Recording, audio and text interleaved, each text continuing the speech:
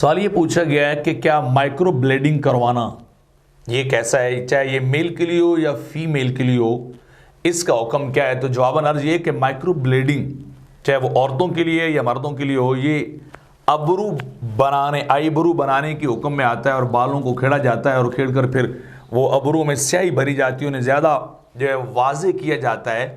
تو یہ چیز ناجائز ہے. یہ ٹیٹوز کے حکم میں آتی ہے. جسم کے اوپر کندہ کاری کرنا یہ اسلام میں ناجائز اور حرام ہے، مردوں کے لیے بھی اور عورتوں کے لیے بھی، کسی کے لیے بھی جائز نہیں.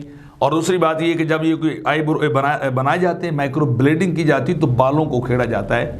تو ان کے اوپر براہ راست آقا علیہ السلام نے لعنت فرمائی ہے. جو عورتیں ایسی کرتی ہیں، جو اپنے بالوں کو نچواتی ہیں، کھڑواتی ہیں اور اپنے ابرو بناتی ہیں یا بنواتی ہیں، یا پھر یہ کہ چہرے کو حیت کو تبدیل کرنے کی کوشش کرتی ہیں، تو اس چیز کے اوپر بنوانے والی یعنی مائکرو بلیڈنگ کرنے والے یا کروانے والے جو بھی، ان دونوں کے اوپر جو ہے وہ لعنت ہے، اور یہ اسلام کے اندر جائز نہیں ہے. حدیث پاک کے اندر آتا ہے لعن اللہ الواصلہ والمستوصلہ والواشمہ والمستوشمہ.